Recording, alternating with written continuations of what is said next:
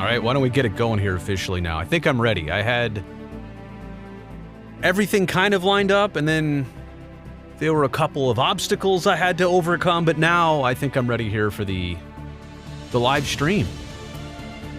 Let's see what's popping in the comments section here. Greetings from the future home of the Orlando Rays. Is that Orlando? You mean the future home of the Rays, which would be Orlando? Look, I know a lot of you watching this channel have been wondering, why am I talking so much about the Rays?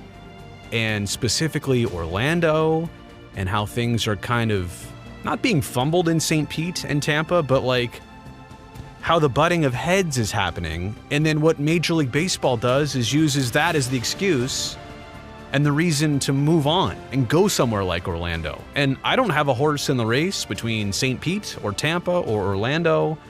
I just have the experience of how this goes and how it happens where people don't expect it to happen, right? Like the way this plays out that you weren't thinking about, that's the movie I've already seen. And so I'm just trying to kind of pass on that experience to Rays fans in Tampa and St. Pete. And on that note, Ybor. Was I saying Ybor? How was I pronouncing it before? See, I'm still so stumped on this. I was saying Ybor. Hopefully I'm getting it right now. The Ybor Harbor, Valdezi. Thank you for the clarification there. I know that's the site in Tampa where the city was hoping to get the Rays. And then apparently at the Gas Works site and at the Ybor Harbor site, that's also kind of spoken for. All the hockey playoffs are full steam, and what a bunch of matchups. Really, almost two good matchups we had, like too many good matchups in the first round. You'd like to see, between Colorado and Dallas, you'd like to see one of those teams get to the next round, or both of those teams, I should say, get to the next round. Obviously, one of them is doing that. But the Battle of Ontario, Colorado, Dallas, two Florida teams going hard and heavy at it, so a very good start to the hockey playoffs. I'll be honest with you, of course I've been paying attention, but I'll actually get deeper into watching specific teams and matchups really once we get full steam into round two. I've just been so busy with a camping trip and some of my own Sharks work and some of this YouTube stuff that the first round, I'm not bypassing it, I'm just not paying as much attention to it. Hey, Vast Sky Media, welcome to the live stream. Really appreciate you for being here again and all the great drone work you did and continue to do of Dodger Stadium. And I can't wait to see what actually is under those stands at Dodger Stadium. What did they spend $100 million on? We know some pretty cool Toto toilets for Roki Sasaki. Let's see what else they put underneath there. Christian Malley, hello from Germany. See, this is what I love about doing a live stream at this time of the day here, California time, is that, see if I can pull this up here correctly. If I pull this up, yeah, like that. As we look at the Earth right now, it's still light out in Europe, right? So we're out here in California. It's a little past 10 in the morning. Obviously in Europe, it's evening. East Coast, afternoon. Hawaii, you're just waking up at about 7 o'clock. I thought I had a better way to do this here. Hang on a second. Do I? Can I? Oh, yeah, there we go. See, now I'm on the bottom of the screen. Hi, down here, everybody. But this is really cool. This is called a geochron. This is, I don't want to get into exactly what this is. It's a world map. It's a constantly updating world map. You can also see some NOAA weather satellites flying around. You can see the International Space Station in its current orbit of where it's at. I think that's also the Hubble telescope is part of that. So anyway, long story short, that's just me geeking out here on the live stream. I know you didn't tune in for that. You didn't sign up for that. Auburn Catfish. And by the way, this is what happens here on the live stream. When somebody wants to throw a super chat out there, number one, I really do appreciate that. It tremendously helps this channel and keeping this channel going and all the infrastructure that's required here. So I do appreciate that. But I also try and answer your questions a lot quicker if you're in the super chat. What is your take on what happened with the Shedeur Sanders slide? Was he just not a first-round draft pick, or was there collusion to send a message? I think slipping a little bit would have been the smaller message.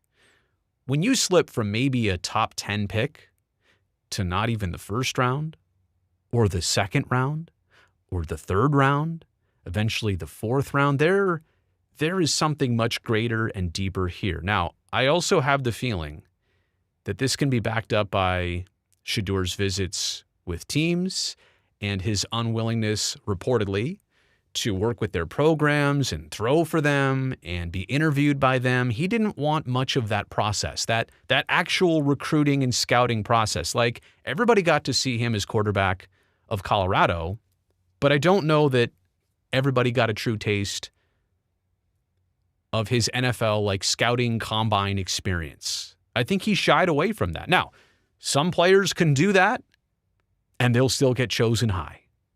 But in the case of Shedeur, and I do think family and background and name and Deion has something to do with this.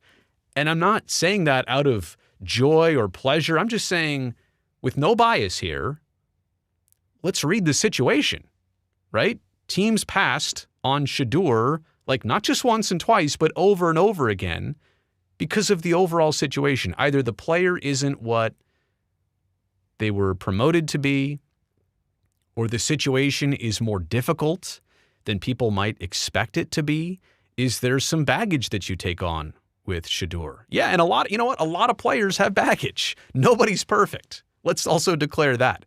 There are a lot of other star players who get drafted in high situations, and they've got something else that comes with them that you're not really pleased about, or you maybe don't like their attitude or personality. Forget Shedeur. I'm talking about everybody else here. With Shedeur, though, maybe you do understand that there are some things that he brings to the table, but there's also some others you are unwilling to navigate through. And so I think it could be as simple as that. Now, this is the NFL draft. If there really is a good enough player out there that could change your franchise, you do not pass on that. You do not miss on that. You should see how much work, and I think everybody understands this, how much work goes into every sporting draft with respective leagues and teams and their scouting departments. And it's so much, I say overwork. I don't know what the word is. There is so much extra, almost maybe even borderline unnecessary work that goes into picking the right players for the draft. And so what I'm saying here is that if a team could benefit from Shedeur and they're like, why would everybody else do this? There's a reason that they all delayed and stalled and passed a multitude of times. I do want to say, I think the prank phone calls that he got, the one that we know about, was terrible. And I don't want to get into the weeds on all the details there of how the phone number was revealed, and you've obviously already all seen exactly how that played out, and the apology and the fine that's been given. But that's about as low as it gets. And I honestly I saw the video of him receiving that phone call and how he handled it. That was pretty good. Now, all the other stuff of the gold chains and the partying already, and again, if you're Cleveland, you're probably like, what exactly did we get ourselves into here? You just want somebody who's going to be a good team player, right? You don't want the whole extra show that comes along with this, and maybe it'll all calm down and settle down, and once Shedeur gets into an NFL training camp situation, maybe it all simmers down, right? But at least as of right now, man, it's just, there's a lot going on. And he's not the only one. We are in a brand new era of NIL deals with college athletes, and they're already receiving money and endorsements, and they've got to have a social media profile. Shedeur is not the first at all. He won't be the last either to come into the NFL with some background and some stuff. But I do think, and you know what I heard when there was the controversy about Travis Hunter and Shedeur getting their numbers retired by Colorado a couple weekends ago. They hadn't even been drafted into the NFL yet, and their numbers were already getting retired. Colorado had a total of 4 numbers retired for their football program in 122 years, and then they just added 2 more. And not even years down the road, it was only months ago they played their last college game. Anyway, there was some criticism about Shedeur being a part of that. And Deion went to the podium to say, well, if his last name wasn't Sanders, none of this would even be a conversation. But also to the point, maybe if his last name wasn't Sanders, I don't know that the number retirement, the jersey retirement, would ever be happening. And number two, would certainly be happening at this expedited pace. So I know I've gone on here quite long on this, but I do just want to say that when a player like that slips a few spots, no big deal. Might be something minor going on. Somebody saw something. But when a player like that slips multiple rounds and has multiple teams continue to pass and continue to go in a different direction, there's obviously something there. And I'm not saying this in any joy or appreciation. And look, he is still in the NFL, and he is still going to make a decent amount of money, not as much as he was going to make as a top 10 pick and a big contract and some guaranteed money right out of the gate. But you know what? I think he has said this, that time is going to prove him right. And he's got some faith that it's going to take him, everything's going to take him the right direction. We'll see.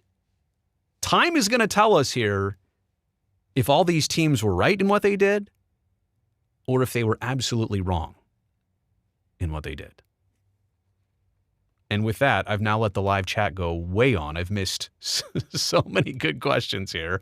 Zach Croft, I got to ask why there is no cap space in Major League Baseball. Well, there is a luxury tax at the top, but there's no salary floor at the bottom. And that's why you're seeing teams like the Colorado Rockies. They didn't do much this past offseason. They're not forced to spend year after year. And then they struggle.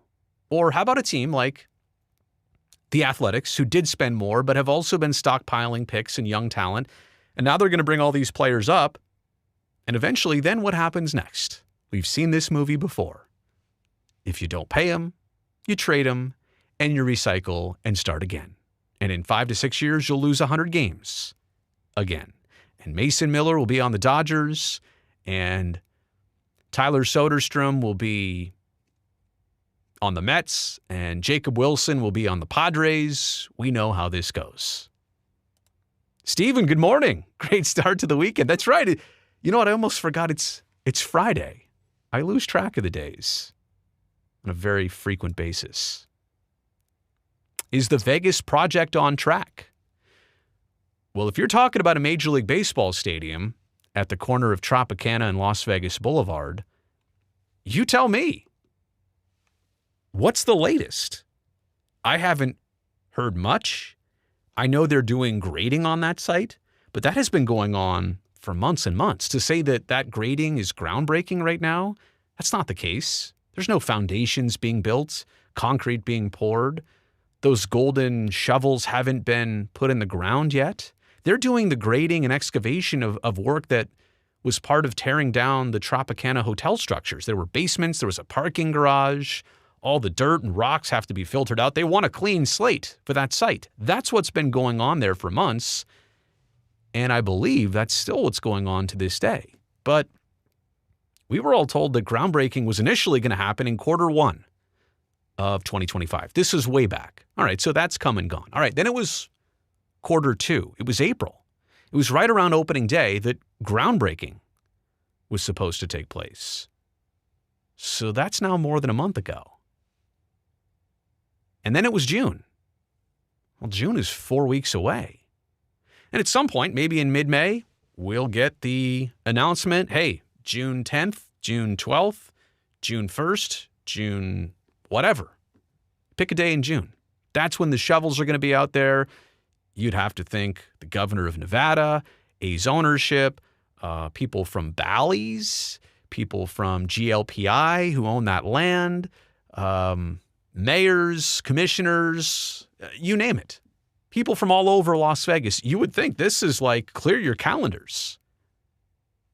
Do they know about something yet? Because you'd want to clear those calendars maybe about a month away. And we are less than a month away from the 1st of June. So what does that tell you? And there has not been, to my knowledge, any major stadium construction site in North America that didn't have an official like groundbreaking or ceremony or like this is what you do when you start construction and when you're set to make this commitment and this contribution. So at some point, things have happened. A couple summers ago, the Nevada legislature passes SB 1, $380 million. And November of 2023, that same year, Major League Baseball approves relocation. Last year, the A's officially move on to Sacramento. So all these things have been part of the process. But the one thing that everybody's always questioned is, will the Las Vegas Stadium actually happen and get financed and paid for? And you don't want to start something that you don't have the money secured for. It first off, just doesn't happen that way. So everybody says, I'll believe it when there's shovels in the ground. And now we're at the point where the rubber meets the road. Shovels in the ground? Now, I suppose it could be said, all right, we want to wait. There's delays and tariffs and inflation and construction material costs. We're going to kick this down the road until 2029. We're going to do it. We're just going to delay it 1 year. Okay. To me, that might be another huge white flag. No, red flag. Misspoke there. You understand, though, like, this is an indicator here that something is not right behind the scenes if this doesn't actually happen on time, on target for 2028 when they said it was going to start. So the answer to this question, which I probably didn't even answer there, I did the whole explanation. It doesn't seem like it yet. It might be, but we're at crunch time here. We're literally bottom of the ninth, 2 outs, trying to figure out, is this really going to happen or not? Let's see what else we got here in the, hey, Brody, you should head on NorCal Sports Network or Giants Sports Talk Live to talk Giants. I would love to. Happy to do it. Anytime I get an invitation to join somebody else on a live stream, it's only a matter of, can I fit it in my time and schedule? But I'd love to watch some Giants. I saw some Giants comments in here. Let me see if I can go to find them again. The Rock Anthems Show. Hi, Brody. Big fans from the UK here. That's awesome. Love to hear it. Love your work. We're big fans of the San Jose Sharks. Do you think the NHL will ever host a global series in the UK with the Sharks? Well, now, as a team employee and as somebody who's always been around the Sharks and would always love to go on that type of road trip, and especially somebody who likes the UK. I mean, look, I would love to go anywhere in Europe. Or I know the NHL had some games in Australia a few years ago. I would love that. You're telling me you want me to be in the UK for Sharks hockey to maybe start off a season, the global series? Literally sign me up. I don't have any information on that. I don't know if that's a possibility or if that is something right around the corner. I love the idea, though. So Rock Anthem Show, I really appreciate that. Where did I see? Ah, there it is. There it is, Brunsnick. I knew there was a Giants comment in there. And from Brunsnick, by the way, who I still got to connect with you, Nick. I would still love to do a collab. I'm a very amateur bowler. I do have to say that I think the extra time I would spend on my bowling practice this summer, it might transition into me in the golf game. I'm not getting away from bowling. That's still always going to be fun. I've been doing it for 25 years solid, but I think the extra time I have this summer might be allocated for golf. How lousy will the Willy Adames be? How lousy will Willy Adames be for the Giants? Oh, you're a Dodgers guy? Oh, Brunsnick. See, now I'm just kind of sliding into Giants, what do I want to call it here? The Giants circle, so to speak. I think the A's are gone. I'm a Bay Area guy. Love Matt Chapman. Love Bob Melvin. Love Matt Williams. Got a lot of other friends that are in and around and work for the Giants. So, yeah, I'm going to pay more attention to them. To be quite honest, this summer I've also kind of only been side-eyeing the Giants games, too. I'll eventually get into, like, watching every game, doing some updates here on the channel, doing some thoughts. I just haven't got there yet. Been so busy with everything else. Good chirp, but I got to say, hey, as much as the Dodgers spent this offseason, and, I mean, the Giants made good moves. I really like Willy Adames. Jung-Hoo Lee, I think the Giants' bullpen has also been very underrated so far. I know you're kidding, but hey, maybe the Giants are doing it to most people's surprise in competing in that very difficult NL West, right? They're having to take a different approach, but it'll be fun to see, really, how this season goes for San Francisco. Zach saying that Brody Brazil and Curtis Brown will always be the number one broadcast duo. Well, I mean, you could cross off Curtis's name there, and it would still be the same comment. It'd still be accurate. We don't need Robin. Batman's here. You're fine. You don't need that. By the way, Curtis Brown, please return my phone calls. What's up with you? Are you that busy? Are you sending me a message? I text the guy. I call the guy. He's probably busy. That's usually what it is with him. Zach going hard on the A's. Well, that's how a lot of people are feeling right now. Let's see what else we got here. Alden, do I follow F1 at all? I don't. And it's nothing like personal about it. There's nothing that I just don't like about it. It's not that. It's just the bandwidth that I have. And I'll say this, Alden, soccer for me, like I would love to pick a Chelsea season, right? And just watch them start to finish and watch how their season goes and DVR their matches and maybe wake up a little bit early on the weekends to watch them, but not like super early. And I say that every fall, like I'm going to start doing it. And I don't have the mental bandwidth to follow all this and run a YouTube channel and work for the Sharks and be a dad and have some free time and try and learn golf. So I guess, I'm trying to say here, it's not that I wouldn't, it's just that I don't right now. And maybe when I get older, that's what I say about everything. I'll have more time in a couple of years, and then I don't. Andy says, hi, Brody. Huge fan and thankful for the show. Hey, thankful for you for being here in the Super Chat. I really do appreciate that. I grew up a Chicago White Sox fan, but they've quit on the fans and maybe relocating. Should I root for the Cubs? Wow. Andy, like we fall into a very similar category. A dual market city, right? Chicago, North Side Cubs, South Side White Sox, same as it used to be here in the Bay Area. East Bay A's, San Francisco Giants, Peninsula Giants. And I understand what you're saying in that one of the two teams in your market is sprinting. The Cubs are sprinting and trying to do everything the right way and trying to win. I was going to say White Sox got the right way, and White Sox got me tangled there. And the White Sox on the South Side are doing what? Losing a modern day record of games, 120 plus losses last year, and then not doing much in free agency and saying, we're gonna trot that same team back out there again. We're gonna run it back with the same White Sox. I get it. You're already feeling dismayed. Now you're feeling maybe disrespected as a fan. I'll put it to you this way. Why not? Like, if you can love something long enough and you give them every last chance to do the right things, and then to your point, all right, they want to move to that new site, the 78, the neighborhood spot, which on the South Loop would be a tremendous ballpark location for the Chicago White Sox. But pay for it yourself, or pay for most of it. Make this actually happen. Like the Bears are trying to do their own thing, the White Sox are trying to do their own thing, but they're both hoping for public subsidies. Make this happen, Chicago White Sox. Get your new ballpark, compete with the Cubs, be a legitimate team in Chicago. It's time to stop being the little brother, the little sibling, right? You can do this.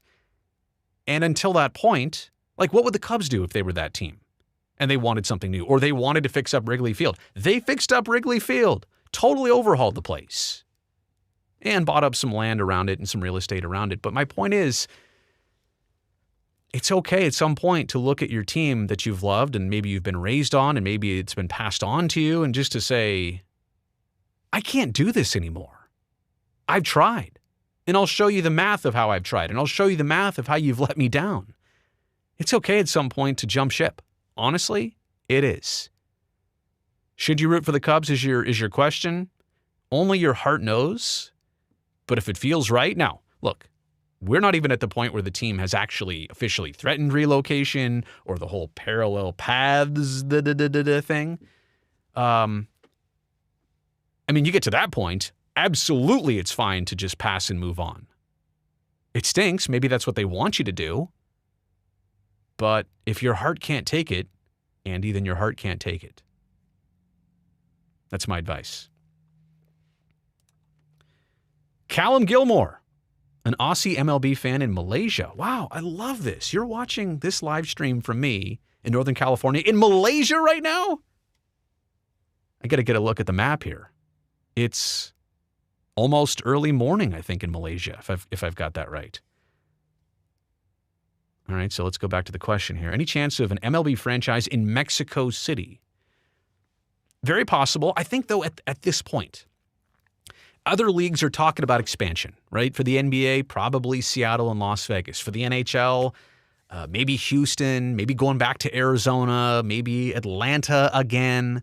But those leagues are like ready to do it, ready to move. The NFL, same thing. I think the NFL, if you ask me, is the NFL ready to go to Mexico City? Probably. Maybe one team in Mexico City, one team in Europe, or a couple teams in Europe, the international division. But I just don't know if MLB is ready to expand. And they've already got two teams kind of up in the air geographically. The Sacramento situation and obviously the Tampa situation. So I just don't know, like on paper, yeah, seems like a good idea. But realistically, when they look in the mirror, I don't know that this is a possibility at all. Really don't. All right, let's see what else we got here. Jay bets the Angels move to Las Vegas. I get what you're saying, right? Like Artie Moreno upset about the stadium situation, trying to buy the land, looking over at Honda Center, which they just pumped in $1 billion into apparently, and OC vibes surrounding it. Why can't I get that, he says. But I don't think that Artie Moreno in his right mind would ever move a Los Angeles market team out of the Los Angeles market, literally number 2 market in the United States, to move to a number 40 market? Not possible, not going to happen. Now, could the Angels move out of Anaheim for a different spot in Southern California, the Los Angeles area? And by the way, how does everybody feel about it? The Los Angeles Angels, they've gone on long enough on this. This is a value thing. It's a valuation thing. They're trying to be called something that they're adjacent to. They're not really in Los Angeles. They're in Southern California. But they're trying to make their team more valuable, right? Pump it up by calling it the Los Angeles Angels. And I understand what the mayor has been saying about, you're a valuable commodity to us. We want you to wear our name proudly. Or you know what? Go back to being called the California Angels. Like, look at it this way. You could be called the Orange County Angels. That'd be fine. The Orange Angels. That would be weird. Anaheim Angels. That's where the city you play in. Los Angeles, you don't play there. That doesn't work. Go back to being the California Angels. You do play in California as a state. It's what the Golden State Warriors did back in the day. Do you know why the Golden State Warriors are called that? There was a season where they played a couple of their games down in San Diego. The attendance here in the Bay Area, believe it or not, in whatever decade that was that in the 60s or 70s? Wasn't going so well. So they split it up. They moved the team around. We're now called the Golden State Warriors, and they've kept it ever since. And they didn't have to change their name when they moved from San Francisco to Oakland and then back to San Francisco. Just be called the California Angels. Actually, if you're Artie Moreno, well, I guess Los Angeles covers the entire area, but what if they moved to Long Beach? If they moved to Long Beach, could they be called the Los Angeles Angels still? Probably not. But maybe. I think California Angels would suit them better. From Propa. Canada makes much more sense for NFL expansion, and hey, you might not even have a passport to travel there soon. Really? Don't knock on Canada like that. Let me just say this. I love Canada. Canada is its own country. We don't need any of that. Let Canadians be Canadian. What are we doing here? Why? What are we trying to do? Like this past hockey season, seeing some of the back and forth of Americans and Canadians for what? For what?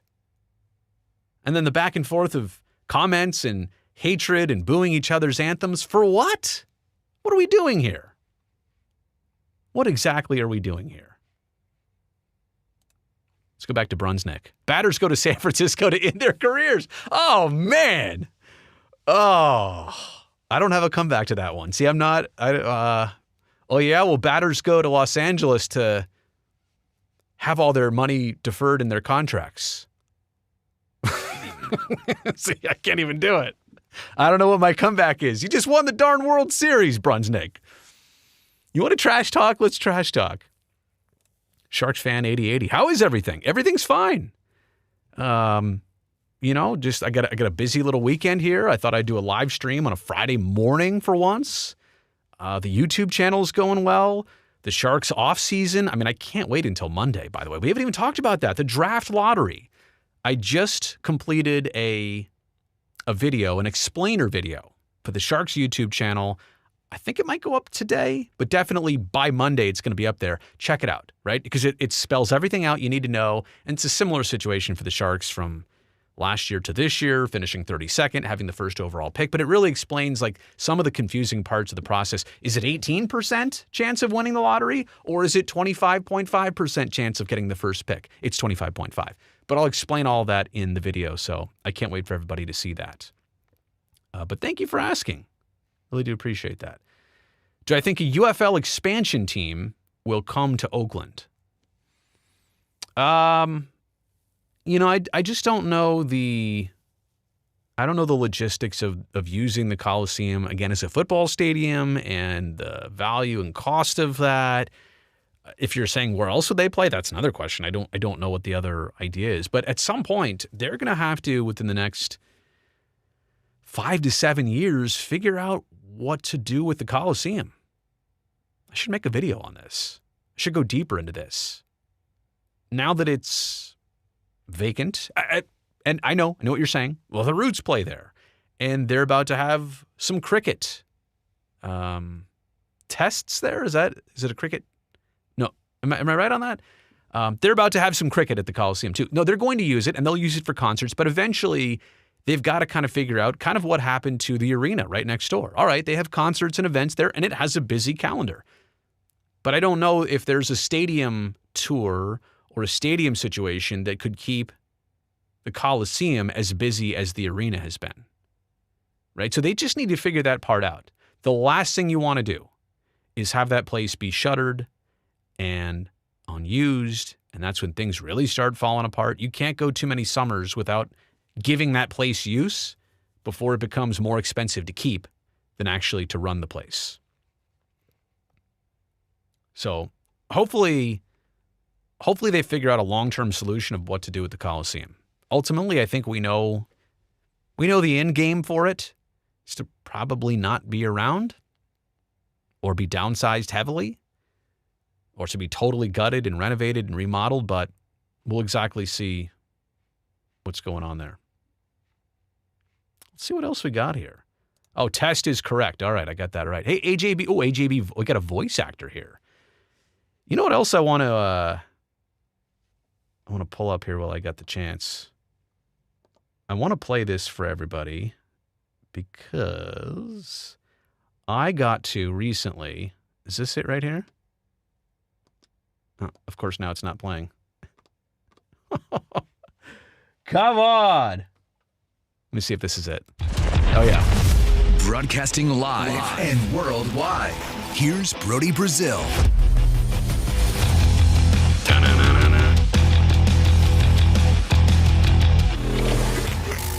So that is Jeff Collins.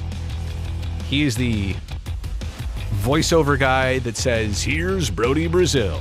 He also goes, wait, why is this not working now? Number 1, number 2, and number 3 are not working. Anyway, I recently caught up with him. I caught up with him on a YouTube interview. He's going to be on the channel here, I think, in the coming weeks. So look forward to that. And maybe he's going to cut me some new tracks. He recorded Here's Brody Brazil at least 10 years ago. And you've heard his voice on a bunch of other places, TNT, ABC, NBC, CBS, movie trailers. He goes, on the interview, he goes, Snow White. He goes, Snow White, rated PG-13. And he does that on a whim. I know that's what he does. I know that's his job, but still pretty amazing to me. So I can't wait for everybody to hear Jeff. Sorry, the comment there from voice actor, AJB voice actor got me thinking there. Auburn Catfish. Here's Bordy Brazil is the best intro on YouTube. Close. Just a little typo, but yeah, no, I appreciate that. Look, I want to keep the intro on this channel to all the videos short, sweet, quick, professional. Like the first 7 seconds of a video kind of usually make or break the video. Like people are going to want to watch the rest of it, or what I say right out of the gate usually is the hook or not. And so I don't want to waste a bunch of time with some 20-second intro and, graphics from the 90s. I want it quick, right to the point. Just say my name. Here he is. Let's go. It's usually as simple as that. Bring the Rays to Orlando, says George. Look, I am just so conflicted in all of this. I'll say it again in case people missed it at the beginning of the live stream. I do a lot of videos here about the Rays lately in this situation. I'm heavily invested in it because I've seen this play out before. I don't have a horse in the race between Tampa or St. Pete or Orlando. And I don't want to say whatever happens, happens. I have a feeling and a connection towards Rays fans in the Tampa Bay region right now. And I don't want to see them lose a team. Quite honestly, though, the way they got a team was also, they were trying to steal the White Sox. They were trying to steal the Mariners. They were trying to steal the Giants. They thought they had the Giants. Tampa Bay Giants. Season tickets sold. Brand new building, Tropicana Field, was already built. It was ready to go. They were going to use it for a bunch of different things. All right, we'll play baseball there. Here's the jerseys. Here's the season ticket holders, all that stuff. And then it fell apart. And then eventually they got their own expansion team. Good for them, right? So they fought the fight to get something. And now, could they really lose it as simple as this? And Stuart Sternberg either sells the team to the group in Orlando, the Dreamers, or Stuart Sternberg says, hey, how about this? You keep your $2.5 billion, not million, billion. You keep your $2.5 billion. You build the stadium with that. I'll bring the team there. We'll work out the deal of who makes what and all this stuff. I'll own the team. You own the stadium. We all win. Or I'll give you half the team's value. I'll give you 49% of the team's ownership. Whatever. Who knows how they could work it? But in the end, if they can work it, that means Tampa loses their team. 90 miles up the road. It's just like it is here in the Bay Area and Northern California. I know. Oh, yeah. If you're not from here, Sacramento's just 90 miles away. You didn't really lose the A's, did you? Oh, no. They're gone. There's no question about it. I'm here to tell you that, too. If you are in Tampa and saying, well, it wouldn't be so bad, I'll just go see them up there. It's not going to be the same. Trust me on that. And when it happens, the way it happens, the approval for what it happens, I've seen some politicians who I will not mention by name here on social media proclaiming that, Major League Baseball still has to approve a relocation. The Rays can't just move to Orlando. They got to get all the other Major League Baseball teams to approve it. Oh, what's that? You think they won't? They'll approve that in 2 seconds. If Stu Sternberg says, I can do a stadium in Orlando, got a group, everything's ready to go up Orlando, will you say yes? What do you think Major League Baseball owners are going to say? No? They've got the track record. They will unanimously say yes. And it's okay to feel confident, but to feel overconfident in what you think Major League Baseball owners are going to do and protect Tampa Bay, just because Rob Manfred visited and said, I feel like Tampa Bay is still a viable baseball market. Oh, what did he ever say about Oakland? I believe the quote was, if we ever left Oakland in like 10 years, we'd probably look back and think it was a mistake. He said that 9 years ago. We'll see what he says in the next year if it truly was a mistake. So don't take anything for granted here. I'm also not telling St. Pete or Tampa to completely break their backs on trying to do this heavy lift and make something happen. They just had a deal lined up, and then the Rays backed out of it. There's only so much they can do.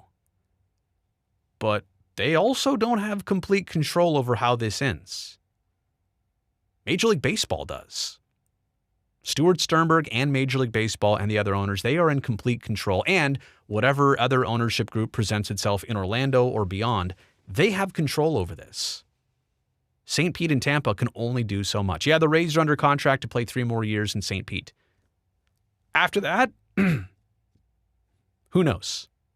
Who knows how this goes? Sorry, I didn't mean to go so deep in there on the Rays situation. God, Cal Clune, wish you were covering the Macklin era on air. I know what you mean. And I feel the same way. And I appreciate you for saying that. I love doing shows. I always did, always have. Wish I had more to add on that. Thank you for being here. Oh, no. Am I saying this right? Calculon? Thank you for the quick sentiment. Thank you for the super chat. I have nothing more to add other than I agree. And I want you to know that I loved doing that thing, that gig, that role. It was fun. Eric Newcomer. Hey, Brody, do you have any advice for someone wanting to start their own YouTube sports channel? Yes, I do. Start today. So many people that want to get into media and broadcasting, and I've been speaking with some lately, and they want to get into the traditional roles and work for a company, work for a team, and I get that, totally. How do you do that? Well, you get better. How do you do that? Repetition. How do you do that? Start a YouTube channel. Look, I'm not saying you need all this. You do not need all these bells and whistles. You don't need the voice guy. You don't need, here's Brody Brazil. You don't need that. Do you have, by the way, I should check my messages. I've been live streaming here for a while. I'll only have a few. There's my wife texting me. Do you have, boy, that's bright. Do you have a phone? Do you have a computer that you can edit on? Maybe would you be willing to purchase like a microphone for that phone, like a Rode wireless wireless. You could probably do a hardwired one, a wireless one, whatever you want. Just make it sound better. Maybe a small lighting kit. You could do all this for, and I'm not saying, oh, you got to spend $200, but for $200 you could do it. You could make it look really, really good. Nice background. You don't need this. A curtain will do. Start your YouTube channel. Start talking about sports. Come up with the 20 topics, the 20 ideas, the videos I do here on my channel. They don't just come to me. Some do. I mean, some are obvious I should do this, but I have to go out and kind of think about what am I going to do here? I have to constantly be thinking, how do I get well versed on this topic to know what to say about it, the opinions on it? Some things speak to me. Other things I feel like I have to go out and dig into to speak on it. But the point is, go out and start your YouTube channel right now. That's your repetition. That's your resume. That's your demo reel. That's your audition. People are going to want to see how you look and sound. Now, that's for somebody who wants to get into broadcasting. I know, Eric, your comment here is, do you have any advice for somebody wanting to start? Yeah, start now. It doesn't have to be fancy. It just has to sound good, right? People hate when it sounds terrible. People hate, like, if all my videos sounded like this, you probably want to tune out right now, right? So don't do your videos in the bathroom. Don't do it. Oh, Canada, our home and native land. Oops. You didn't need that either. But yeah, make it sound decent enough. Do the best job you can with lighting and framing it up. So make it tasteful, right? Appealing to watch. And then your content. Work on it. Your repetition. Start. Do not think about it. Start. And it's going to grow very slowly. You're going to be frustrated. You're going to want 500 subscribers and 5,000. Just focus on your work.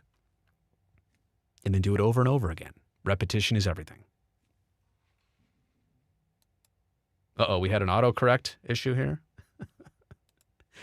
Brody. Oh, I see the name. Don't worry about that. Not traditionally literally watch all your videos regardless of the topic. You really could teach a class on how to do YouTube sports the right way.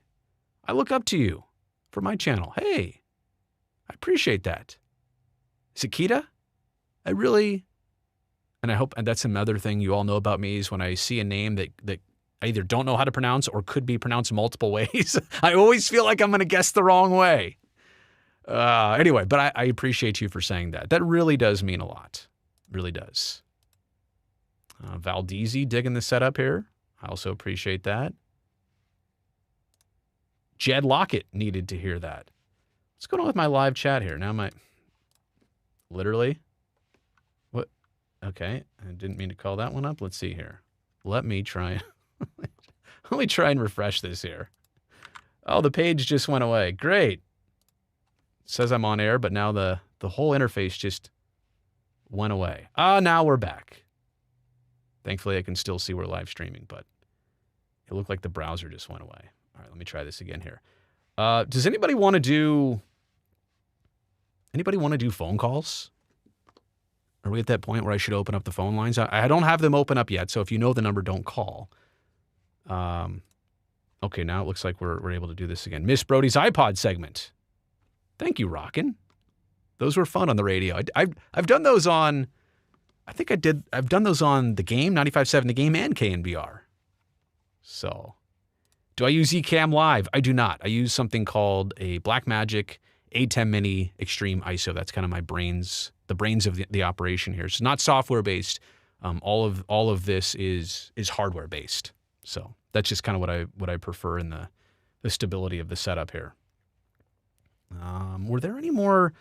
I think there were some more chats here that I wanted to get to. But the problem is I go off on a rant or a tangent, and then the live chat runs away, and I never actually get back to it. How many clocks do you need? I'm a broadcaster. We're all about timing here, right? Like, I need to know that it's 10:56 right now. How about this? Should we open up the phone lines for the final, 30 minutes here? Should we take a few calls? I think we should. So you know what? I'm going to put the number up on the screen. I'm going to log into the phone situation here. And I'm pretty sure I should be able to take a call ASAP. So if you want, right now, you can dial this number. By the way, this is not my actual, cell phone number. So it's not that. And also, if you call while I'm not doing a show, you can always leave a message. The voicemail is always open, and I peruse them occasionally. Sometimes I like to do a video where I respond to voicemails. Actually, maybe I should do that pretty soon. If you want to call in, I also realize that I feel like nighttime is the time where people like to call in versus daytime. Maybe you're busy watching this. You're not at home. Maybe you're at work. Maybe you should be working. So maybe we won't do phone calls. Here, let's get to this here. Brandon G. $10 in the super chat. Brandon G, I appreciate that. Did you see the news segment that the Orlando Dreamers' new investor, John Morgan, said the Rays called him to invest in the team over in Tampa, and he said, no, it's in Tampa. It's a loser, end quote. LOL. I mean, that's why I think some people feel geographically like their area would make it work. Now, if John Morgan really said that, and I know he's Orlando-based and his law firm is very much Orlando-based, if he said that, it would be more of a geographical thing. Like, he obviously still believes that the Major League Baseball team is going to work somewhere. It's not that baseball doesn't work. He just thinks if he's going to invest in it, it's got to be where he's from in his area. I get that. Is Tampa a loser? Look, have they shown up on some occasions when there were playoff games, midday playoff games, and there's 10,000 people at Tropicana Field the last couple of years? That's a bad look. But you know what else is kind of rough for Rays fans is not spending as much as the heavy hitters in the AL East. You're in the same division as the Yankees and the Red Sox and the Blue Jays. It's a hard division to be in with all those Goliaths, right? And you're just the David here. So I didn't see that interview, but I understand why probably a lot of people in Orlando feel like, yeah, whatever the Rays are doing in Tampa, we could do better with it here in Orlando. I can't believe this. I got the phone lines open here, but are they working? Is this, should I test this out? Oh yeah. It's working. Nobody's calling. I'm not even embarrassed. I've just never had this before. Usually, I can't even stop the phone lines. I usually have to put on Do Not Disturb. It must be a nighttime thing. You know what? I'll leave the phone system up and open, and if you do want to call in, there you go. 510-343-3640. Announcer voice. There you go. You can call in if you like.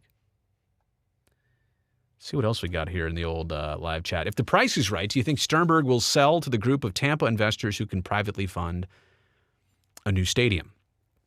Well, that's an interesting situation too. I don't know much about that Tampa group, but didn't we just have this in Oakland where there were some individuals who said, hey, I might want to buy the team, and then it's kind of maybe advised that we don't really want to talk about that. Like we don't want you to cloud the issue or confuse people, so just lay low.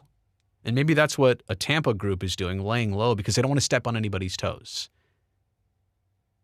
But I'll tell you this, I don't think Stuart Sternberg cares at all if this team is in Tampa or St. Pete or Orlando or Montreal. It was only a couple years ago that the Rays officially declared St. Pete not viable for year-round or season-long Rays baseball profits, basically. And they suggested, we need to play half our season in Montreal again. Not again, but like a team needs to be in Montreal, as in the Expos moving to D.C. to become the Nats. My point is, I don't think when you say the price is right, yeah, the price is the only thing that matters here. And sorry, John, I'm not like pointing you out there. I'm just saying, like, Stuart Sternberg only cares if he really is going to sell. I don't think location matters. Dollars matter. Some owners might say, and I've kind of got this sense from like the Twins ownership group, and the Pohlad family is selling the Twins, but they really want to vet the buyer, and they really understand that the buyer's going to have a large responsibility in taking this over and keeping the team in the Twin Cities and making sure that not a lot changes and that fans are still happy. But I don't get that same feeling with Stuart Sternberg. Again, he's already considered moving this team and splitting this team's time in cities. He doesn't care about the city. He'll just only care about, well, how much am I making off this sale? Or how does the future look? How do I pull the comments up on the screen? It's browser-based. I forget what this is called, but it's through Chrome. And live chat overlay, I think is what it's called. Look up live chat overlay. And then basically I superimpose the computer screen over this. There's a lot going on, but you can look up some videos on live chat overlay.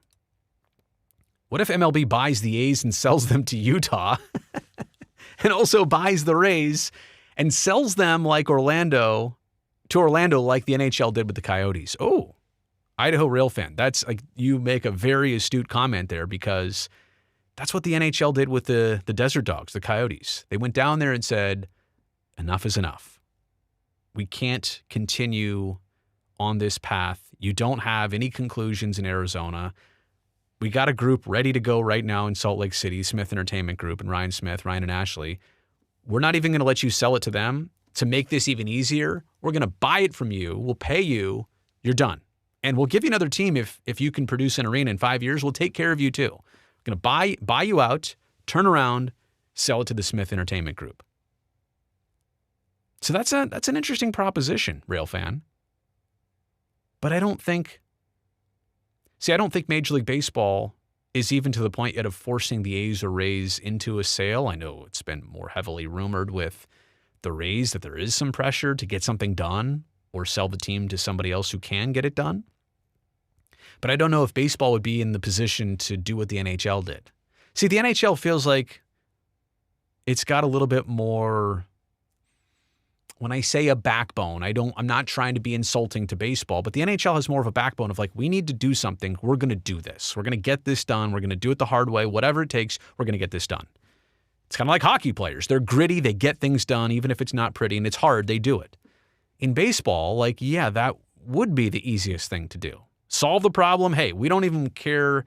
We're not worried about who you sell it to, but we just want to get this off your hands and we'll figure it out. We'll do all the hard work. But we just don't want to continue down this path. I don't see that happening for baseball the same way it did for hockey. But as I look back on how the NHL handled that, and I never wanted to see the Coyotes leave Arizona. I hope that's clear. I think that's clear. I think most people on my channel understand that. But at least the way the NHL went about it, in doing it the cleanest way possible, they actually did a good job with it. I do have to say that. Oh, California Condor, you just called 10 times and it went straight to voicemail? Okay, hang on a second. Oh, I'm seeing a bunch of calls here. Like here's James who just called in. Hey, Brody. It's James calling from Connecticut. What the heck is going on? Oh, it was on. Brody, you idiot. Brody, you idiot. It was on Do Not Disturb. That's why I was not getting any phone calls. And that's how the weekend begins. Look at that. I just took it off. From the 408. Who is this? Hello? Oh, I made it through. You made it Hello. through. I'm so sorry that I had it on Do Not Disturb when everybody was trying to call in. And so if you were calling It's before, all good. I screwed It's you all up. good. Who is this? My name's Fadi from the Bay Area, You San said- Jose area, 408. You said Foudy? Fadi. Oh, Foudy. Nice to talk to you. What's Nice to talk to you as well. what's on your mind? Well, longtime Sharks fan here, and would like to talk some hockey and see, you joining the Sharks. I'm pretty happy. I know a lot of people are very happy that you made that jump to work with the Sharks. So I'm curious you. to see, what the vision is like with the team and how you see the team moving forward, especially in this offseason with top lottery odds and $40-something million in cap space. Yeah, it's a great question. And by the way, Fadi, I'm gonna try and get through a bunch of calls here because I left a lot of people hanging. So I'll try and be quick all on good, I'll all good. try and be quick on the answer. But you bring up a great question. Personally, for me, joining this team like at this point and what they're doing and Macklin and Will, and to your point, they've got, I should say, when I say they, I can now say we. You can say we. Yeah, You're one of them. Well, and I've always felt like we, but now I can officially say we. 2 first-round draft picks this year, 2 second-round draft picks this year, 2 first-round draft picks next season, after next season, like next summer, and 2 second-rounders next summer. There's a lot to come on that, to your point. I can't wait to see how that all shakes out. I'm also excited, about what you mentioned. This has always been a Sharks team when I cover it, that they're near the top of cap space. And now they've got to spend just to get to the cap floor. It's just how young their team is, right, that the contracts don't line up to be as heavy and as committed. So I'm excited to see who we bring in. But I'm also, I kind of want everybody to even enjoy this part. I realize we want to get to the good part. We want to get to the playoffs. We want to get to all that stuff. And I mean, from everything I could tell last season, the boat completely turned around, right? The boat was not headed in a great direction, and it just took a lot of hard work, and it took some contracts being cleared and some trades that were, hard emotionally to see happen. But I truly feel like at the end of this regular season a couple weeks ago, all I could think about was how much I wanted the next season to start immediately. But let me just conclude by saying this. As important as last season was to see Will and Macklin evolve and develop, like this summer and everything that's going to happen with draft picks and free agency is equally important to any hockey season that just happened. So that's why I'm super excited to be around this, because even the summers now are super important and super exciting. And Monday's going to be fun. I've said it before.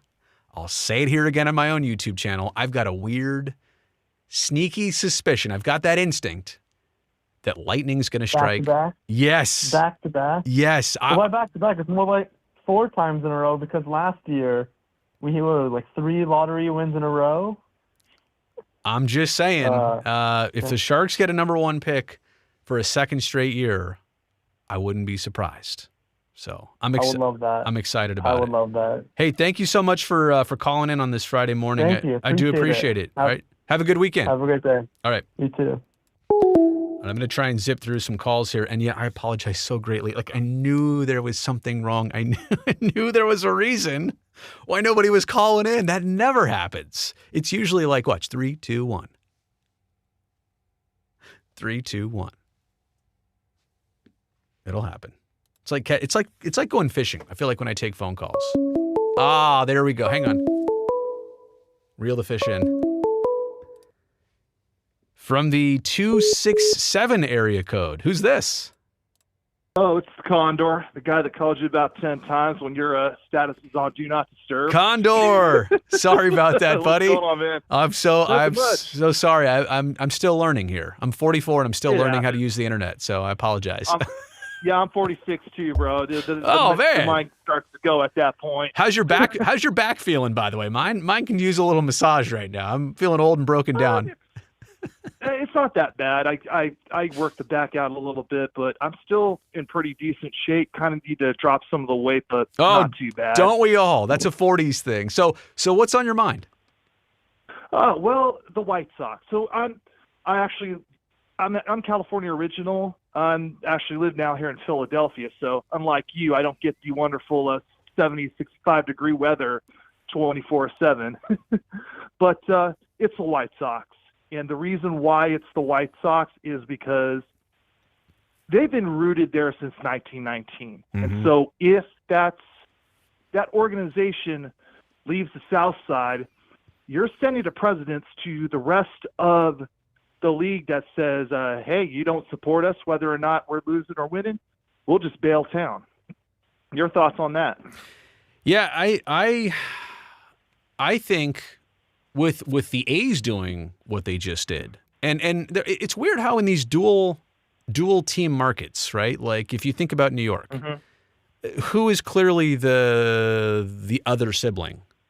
The Mets, right? In Los Angeles, who's clearly the other sibling here? It's the Angels. No, the Dodgers. In the Bay Area, the Angels, yeah. No, who's the other team? Like who's not the main team? Who's the other team? In the Bay Area, well, the A's always positioned themselves, yeah. and they arrived second, in fairness, but they always spent and acted and operated like the other team. And I hate the fact that the White Sox kind of operate as like the other team. Now, could a new stadium change that? Yeah, but if you're going to unrealistically go out and beg and say, oh, we need $1 billion from the state of Illinois, do you think that's going to happen? What's your governor's name, Pritzker? You think he's going to allow that? He's vehemently been against that. So, well, he ain't my governor right now. It's Josh Shapiro. But yeah, I kind of agree. That's right. You're not in. But That's right. We've been around where we've seen these teams flip flop, and I remember my first game was at Memorial Stadium against the White Sox and the Orioles, and the White Sox were loaded. Mm-hmm. That was Wilson Alvarez's no hitter. But I mean, you had plenty of talent really for the White Sox that was a lot better than the Cubs, and it just seems like these teams over the decades, they just flip-flop all the time. Yeah. I just think, as I said before, I think if you've had an allegiance to the White Sox for the longest time, and yeah, their franchise is steeped in tradition. Like this is something that you should not be even asking yourself a question of like, what do I do here? But now here we are in 2025, and if they're not being loyal, if they're threatening to leave, now we haven't got fully to those parts yet. Like we're not at that part where things went totally south. But if we do, look, I've just gone through this personally and professionally. It's fine to cut ties and, jump ship and try something else and put your time and effort into something else. Because you know what? It's not going to, if it hasn't paid off after decades and years, why are you going to keep wasting your time with it? So. Yeah, well, I'm a Giants fan, so it's right. more of a national concern for me. But yeah. Hey, man, I know you got to roll, and I'm actually got to head out and deal with Philadelphia politics. So nice talking to you. All right, hey, I appreciate it. Thanks, Condor. All right, have a good one, man. You too. All right, I will take Do Not Disturb back off. So what I have to do, like between every call, otherwise caller ID keeps clicking on, right? It goes beep beep. So I have to take a call, turn on Do Not Disturb, then in the call, then deactivate Do Not Disturb. So I've done all that, hopefully. And the next call will probably be happening in 3, 2, 1. Let me try that again. 3, 2, 1. Ah, see? I was so close. I always love a 510 number. Who's this? Hello? Yeah, hey, what's going on? Who's this? Hey, what's up, Brody? How's it going? Who am I talking to? This is Gabe. Hey. Athletics. Oh, well, I mean, it's just numbers that pop up here, so I didn't know who it was. But hey, man, thanks for calling in. Yeah, just wanted to say what's up. I'm watching you. I'm eating In-N-Out right now, and I was like, want to join in on the call. How bay is that? You're calling from a 510 number. You're eating In-N-Out. You're watching my YouTube channel. You want to just say hella and just get it all in there? Yeah, why not? Hella good. Hella good. So Gamer Athletics, I'm gonna do the quick plug here. I love your channel. I love what you do. I hate the fact that what you were doing was cut off like it was from all of us, but I love the fact that you've adapted and evolved and you haven't gone away and you're still you. And I like your style, man. So keep it up, and I know you will. Yeah, I mean, it's been it's been very difficult trying to figure out what to do next. Mhm. But I think right now I'm just in the midst of trying everything because I've been kind of focused on only one thing and one thing only. So yeah, my channel's been kind of all over the place. But I think as time goes on, we'll figure it out. I'm putting your handle up on the screen in your comment when you said hi, Brody, a few minutes ago, just so people know, like that's Gabe's channel. Oh, wait, they're on the screen. So follow it, find it, subscribe to it, check out his work. So, like, I mean, at some point, what did you go through? And I don't know if you have a question for me or if that's why you wanted to call him, but I've just got one question for you. At some point, you were probably trying to figure out, what do I do next with my YouTube channel? You built it around your experience in going to A's games and being an A's fan. How did you kind of arrive at, I'm going to keep this thing going and I'm just going to shift to other Bay Area teams? Well, to answer your first question, Mm-hmm. I really kind of just wanted to say hi. I didn't really have a question. I just Oh, saw that you all were right. on, and I tried to do it. That's I tried to do allowed. it last time, and everyone was calling. That's allowed. Yeah. How but, about the second part? the second part? Well, like I always thought about that question. Like as soon as the announcement was, announced, I was just kind of more of like, what can I do to try to, keep the A's here more importantly. Mhm. But, as time went on, like the question started asking, like, I started asking myself that question. Everyone started asking that question. And I kind of just was like, I don't really have an answer. I kind of just wanted to live out the last few moments of me being an Oakland A's fan and Mhm. just kind of let that play out because in a way, I guess the best way someone told me was you only get to say goodbye once, Mm. So Mhm. like that's what I did is I just wanted to just, live it out as best as possible. And then, when the time comes, like I'll just have to answer that question myself. So right now, just kind of, trying to go to all these different sports and kind of see what I like. Yeah. I've been going to a lot of Sharks games where I keep missing you. Yeah. You've been there, and then also I'm hiding. I I'm understand they're in a rebuild, but I haven't seen them win this. I didn't get to see a win this year, but that's where this upcoming next year, like hopefully they play a little bit better and we can come out with the dub because Will won't let me go to any Barracuda games because they're in the playoffs right now. So yeah. Right field Will. Shout out right field Will. No, Yeah. if you're going to jump on the Sharks bandwagon, you're doing it at a very appropriate time because when they are winning, you can say, hey, I got in when they were, for the second year in a row, had the worst record in the league because Yep. what's going to happen here. And I hate to Yeah. say it, but you've seen it how the A's regenerated over time, right? Now, in their case, they kind of sabotaged themselves to trade everybody away, and they had a good thing going, and then they stopped it, and then they recycle, they rebuild. The Sharks were so good for so long that they had to kind of pay the price of longer-term contracts, no move, no trade clauses, not a lot of high-round draft picks because they traded them all away, usually at the deadline to acquire a piece that they thought they needed for playoffs. So the Sharks, I mean, they were only the victim of their own success. Like the A's were shooting themselves in every toe and both feet every single time. In the Sharks case, anyway, long story short, I'm glad that you're jumping on the train. You're on Team Teal now. So I do appreciate that. Yeah, I mean, it's a very weird thing for me because, like I said, I've only focused on baseball. Yeah. I've never watched a game of hockey. Like I watched some games of basketball and football, but I've never had a team specifically tied to them. Yeah. But now I'm just trying everything.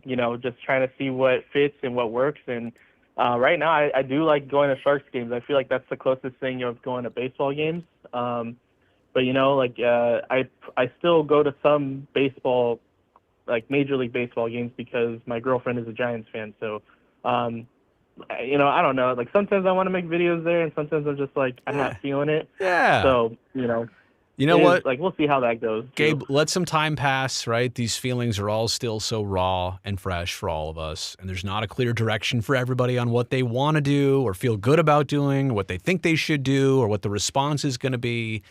Time will, and I've said this before, time will take care of all of this and all of us. So I know you will. I know you'll figure that out. You'll know what to do in another year or two. So, hey, buddy, I'm going to try and take some more calls. It was great talking to you, and I hope you have a great weekend. Yeah, it was great talking to you, Brody, and I'll talk to you hopefully sooner rather than later. You got it. Gamer Athletics. Gabe, I appreciate that as I was fumbling. I still am fumbling through some buttons here. All right, buddy. See you later. All right. See you guys. I've put a few things on the screen there. I'm trying to get through, trying to cycle back to my my phone system here. I was on my chat system for a second. Okay, I just turned the Do Not Disturb off. Life begins at the end of your comfort zone. That is a great last sidebar. You should put that on a shirt. I feel like, oh, there it is again. I screwed it up. Should definitely put that on a shirt. All right, let's see what we're doing here. Let me take this one here. From the 407, who's this? Hey, Brody, it's Josh. How's it going, buddy? Josh, I'm good. I'm ready for the weekend. How about you? Me too. I just drove by on 528, just leaving downtown Orlando. Drove by the future home of the Orlando Rays. I'll be honest with you, I don't know how to fit a stadium on that site, but certainly looks promising. So the site is rectangular, right? It's more wide. It's more of a rectangle than it is a square, right? Yeah, and it's kind of it's bigger in the, I guess that would be the east side, and a little bit narrower on the west side, and it kind of runs parallel to 528, one of the 500 toll roads here in Central Florida. But also, what's really notable about this, and I've been kind of watching this for a long time. I'm actually a Mets fan, but right. I've been a Rays fan. I actually like the Trop, but I concede the fact that, Tampa's the bigger TV market. It's got more people.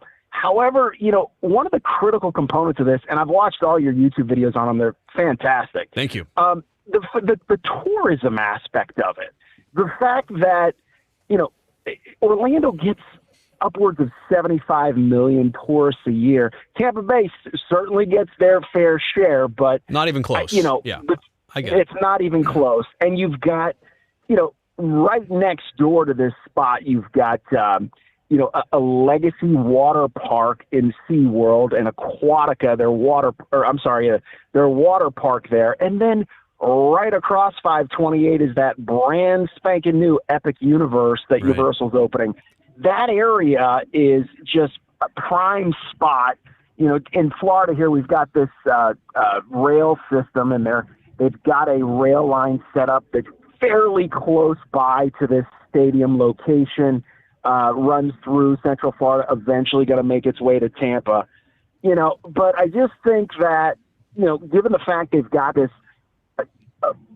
this tax in Orange County that has just boatloads of money in it. I mean, they gave, in the last 10 years, I think they gave Camping World Stadium over $1 billion.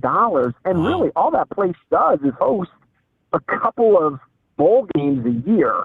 They've just got so much money in their coffers on this that, you've talked about this public-private partnership, and, there's probably things going on behind the scenes. And I also take a look at, Brody, the fact that, politics is politics, and you've got two hurricanes that hit Pinellas with St. Pete and Hillsborough County, Tampa, pretty bad last year. Right.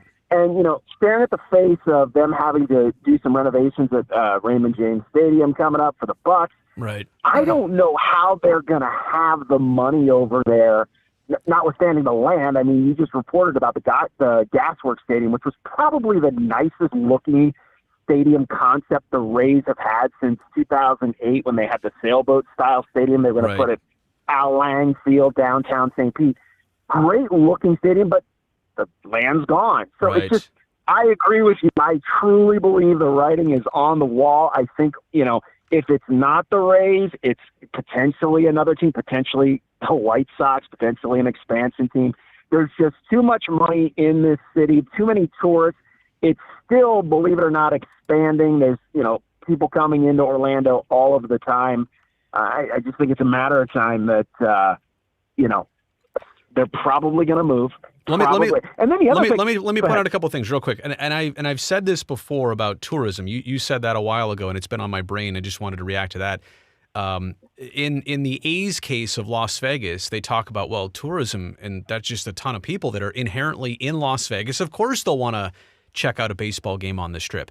I would look at that and say, I've been to Vegas as an adult.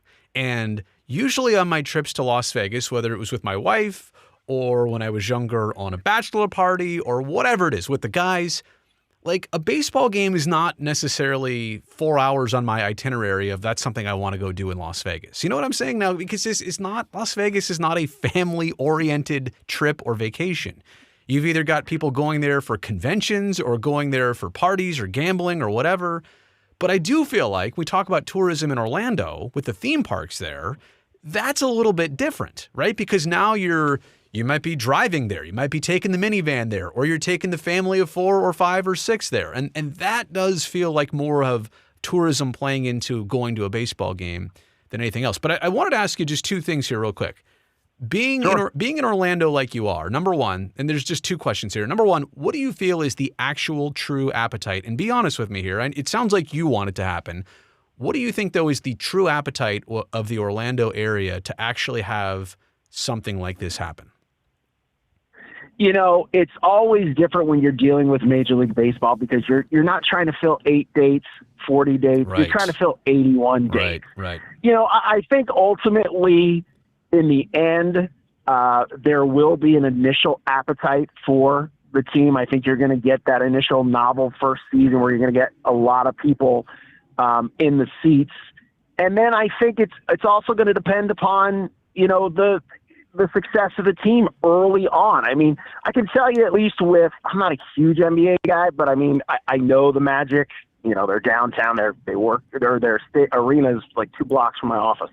So they draw. Yeah. I think they're somewhere in the middle of the pack, and when they're successful, Kia Center is packed. Yeah, okay. And I think that's also going to be a part of it. And one other thing, Brody, while you were still on the tourism component of this, the fact that it is family-oriented, for the most part, tourism in Central Florida, and the fact that this area is right in the heart of an area where there are a lot of, you got the families all over the country that probably will do that one trip to Disney or one trip to Universal that's 5 figures. But then you got the families that kind of, they're nickel and diming it. They're driving, they're staying at maybe an off-site property. That is a full-fledged day where they can devote, hey, let's go to the game. Right. And they talked about putting a museum there, some other things that are there. Right. It's right on this area called International Drive. Lots of stuff to do there. It just becomes part of another day where they're not spending a ridiculous amount. That's right. That's right. So I think that aspect of it, sure. Oh, sorry. One more thing, and it just I'll probably want to get to a couple more calls, but I do want to get because I value I can sense you're really into this. The other part about it is, as somebody who's in Orlando, how do you feel about the process of potentially poaching the Rays from Tampa? You realize that they're talking about expansion, but really the only way to do this is to steal the Rays from Tampa. Do you have any reservations about what you might be taking away from somewhere else, or is just this kind of how it goes? No, I don't. Now, to be fair, I'm from originally the Northeast, and it doesn't really faze me. Okay. But I can tell you, I went to law school in St. Pete. My kid was born across the street from Tropicana Field. Oh, I have that sentimental attachment to the Trop. Yeah. But here's the thing: they've had 20+ years to do something. Yeah. And it just hasn't happened. When you say the ownership of the Rays has had 20+ years of being owned by Stuart Sternberg, right? Granted, maybe St. Pete and Tampa haven't always played. I've been through this in Oakland. I get it, but there has been one constant factor, and it's mayors change, city council members change, commissioners change, but the owner of the Rays hasn't changed, right? That's right. It's been Stu the whole time, and I think he does play a little bit of a game using, public relations, and says one thing but actually is doing something else. And I agree with you. But again, that's a tough situation over there because it is a long drive from Hillsborough County to take 275 all the way down to South Pinellas to get to the Trop. But even now, and albeit it is an outdoor stadium, I haven't been over there yet. They're not even filling up Steinbrenner Field, And I thought they were. I thought things were going really well over there. I mean, I know they're not in Sacramento, and that to me is the biggest red flag. I said in the past couple years, if they go to Sacramento and they don't sell out every single game, that's a problem. They haven't even sold out, I don't think, any single game to the tune of 14,000 yet. I thought at Steinbrenner they were selling out there. Is that not true? Well, they're selling it out. I mean, it's from a ticket perspective, but if you take a look at some of those, it's not full. Now, to be fair, I heard it was super hot. I heard it was super hot. Yeah, right. And they're already saying wait until August. How the heck are they going to do this? By the way, they said people were already passing out at some April games there. What's going on? That's right. Yeah, I don't know what they're going to do. They're going to have to hold I'm imagining they're pushing most of these games to 7:00 starts, except for maybe, your late afternoons on the weekends. But yeah, I don't know what they're going to do about that. Well, but they already changed their schedule, that the second half of the season, they're basically never home. Like they're playing all their home games in the first half. But to the point, there still have to be some home day games in the second half of the year. And then the other part about it is like, we haven't even really broached this topic with the A's or the Rays. What happens, like, in the A's are a little bit above 500 right now. What if one of these two teams makes the playoffs? That's right. At a minor league stadium. Yeah, that's going to be a really bad mark for baseball. And I think, one of the things I've noticed about with the A's that they haven't truly embraced Sacramento. They're not using the name Sacramento. It's just athletics. And, I don't know. I mean, that's more in your territory, in your lane, but I can tell you that I have hoped for a new stadium in St. Pete for a long time. It just hasn't come to fruition. I think it's some awful timing and luck in terms of, and I don't make light of these hurricanes that have real problems for people, but the fact that it is done just from a timing perspective, just really it caused a lot of problems at the end of last year with the back and forth between the city and the Rays and the county and the Rays. Yeah.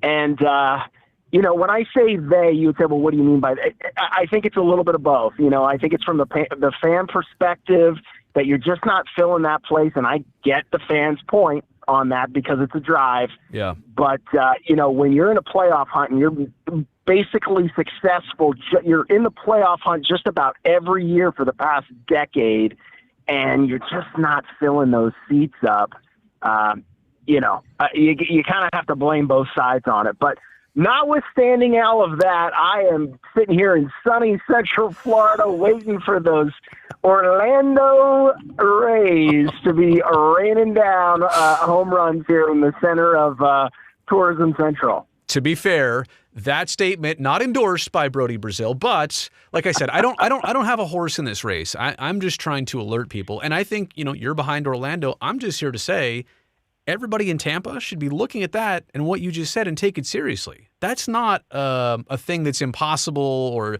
is some Herculean thing. It's a very likely thing to happen at this point. It would not surprise me in the least. I'm going to take a couple more calls here before I call it a Friday morning or Friday afternoon for you. Thank you for calling in. Thanks for sharing all that with me. I really do appreciate it. Take care, brother. I appreciate it. Keep up the great work. Thank you so much. We'll do it again sometime soon. Care. All right. Sounds good. All right. I'm going to take here a few more calls. Let me get back off the old do not disturb mode. And when I did see something here, what do we got here? Oh, last dive bar. What are you doing in the super chat? Long live the Oakland A's and God bless. Here's Brody Brazil. Wait until that video drops, by the way, the Jeff Collins video. Last Dive Bar, you do not need to be doing that for me, but I appreciate it. Last Dive Bar is GOAT status already. All right, let me see how I can switch gears here and take this call. From the 954. Who's this? Oh, name is Felix Rodriguez Jr. Hey, Felix, how are you? So I'm doing good. I'm currently living out here, like in the Florida area. Okay. So, out of curiosity, do you recognize my name?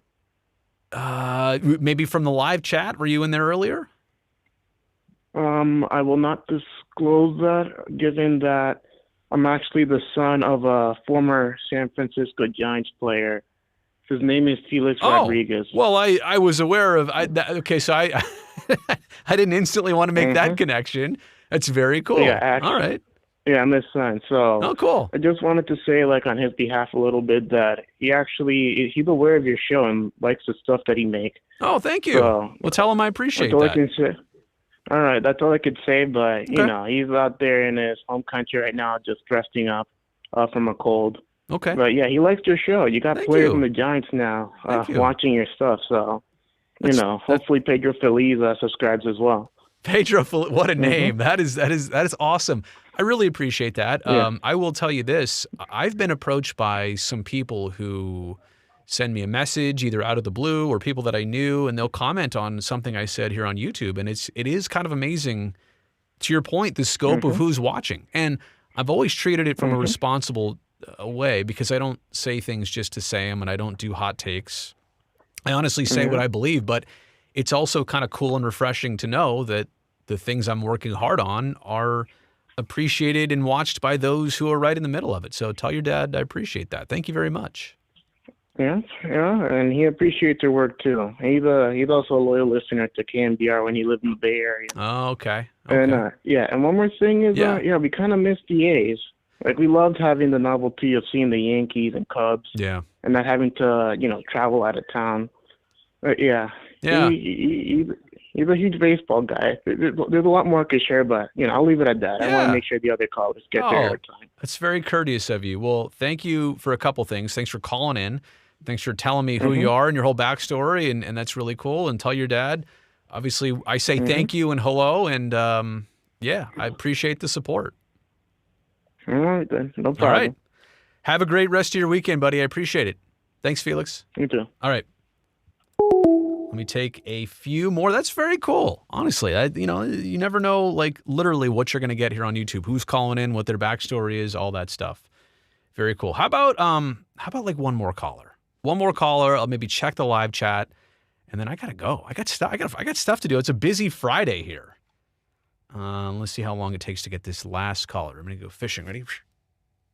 Got the bait out there. Start reeling it in. Is do not disturb off? Aha! Caught a fish. We'll end here in the 408. Who's this? Hey, Brody. It's Francisco. Hey, Francisco. What's going on? Very much. I'll get right to the point. With the reports that Gary Bettman, NHL commissioner, is planning to step down in a couple of years, what do you think is going to be the new vision of the new commissioner? That's a great question, and we're still, I want to say, 3 or 4 years away from that happening, right? Is that also your understanding? It's not imminent, right? It's a couple years away? Yeah. Yeah. I think the cool thing about this, and I know baseball's bound to go through it too. I always get those confused. When did Manfred say he was going to be done, and when did Bettman say he was going to be done? Because they're similar timelines. I just think the cool thing about handing it over is that they'll have plenty of time. Now, look, we could be talking about any commissioner having to step down because of personal reasons or health reasons or something that's instant. In this case, it's planned out to be a long-term process. So the Board of Governors can look at who they want next. They can figure out some key things they want to focus in on. So I guess if you're asking me what I hope is their direction, I do feel like you got to install somebody who is generally a little bit younger, because you want that next person to be in that position. You don't want to choose somebody who's only going to do the job and role for 5 years. Gary Bettman's been doing this for decades. So you want somebody who can grow and go with the job. So you want somebody, I think, on the younger side of the scale. You obviously still need to work on the continuation of competing for the youngest audience, using technology like no other league is doing right now. And I think the NHL is just on the cusp of that. The sensors they've got sewn into all the players' jerseys, more of that type of stuff. This is all obvious. But I also think too, I'll leave it with this: a commissioner who really has a good correspondence with the fans, right? Because the commissioner's job is basically to deal with the teams and the owners and the rules and the players and stuff like that, and the Players Association. But I would love to see a commissioner step in who instantly the fans already love, enjoy, and respect. Because that initial bond, I think, is going to be a great connection that would be so valuable down the road. And it's something that, Gary gets booed, whether it's justified or not. I think people boo him out of tradition now than anything else. But I just hope that next commissioner can really connect with the fans. I think that's the most important thing. Do you think the new commissioner will focus on adding maybe another team or two in Canada, or not really? That's a great point. You're right. That's something they're going to have to work on, consider, think about. My only hope for the NHL is that if they truly go past 32, that they go straight to 36, right? Because I think the playoff format and structure and the season schedule, it just doesn't work with a bunch of odd numbers. And right now at 32, you are perfect. You've got even numbers all the way around. 8, 8, 8, and 8 for the divisions, 16 and 16 for the conferences, 32 total teams. It all adds up. The moment you start throwing odd numbers in there, I just don't think you want to do that for the long term. So as far as I'm concerned, if it makes sense to go past 32, you got to get to 36 and you got to have your game plan of how to do that.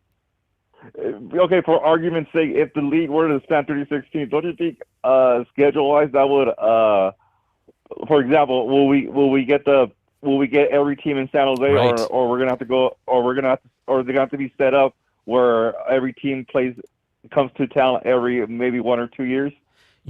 By the way, you are just coming out with banger after banger. These are great topics that you're bringing up here. You were prepared for this. No, that is a great thought.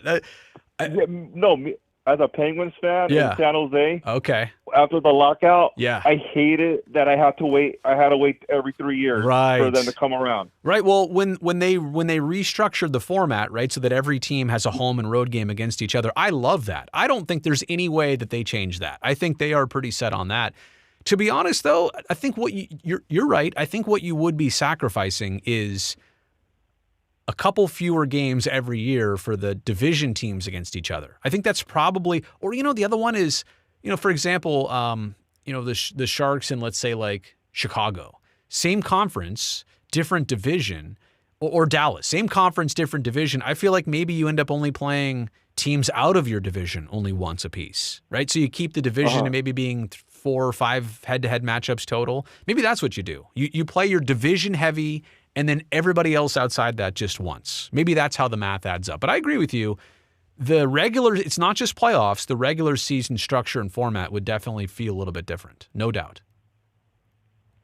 Oh, for sure. All right. Thanks for your time, Brody. Hey, I hope thank you for calling. Best of luck to both of us on Monday. You'll be watching, right, with the lottery? Yes. Awesome. Hey, thanks for this. Yes. Thanks for the call. Thanks for the support. It was great to talk to you. All right. Peace out, Brody. All right. Appreciate that. All right. I think I'm going to take a quick swoop here through the old I'm turn the phone system off for now. I appreciate everybody who called in. Take a quick check here through the live chat. John Venturini. Sorry, it took me first read. I wanted to get it right.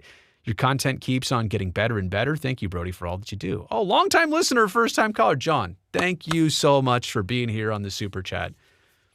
I really do appreciate it, honestly. Everybody's been so kind, and I love the interaction we have on this channel. That's what it's all about, right?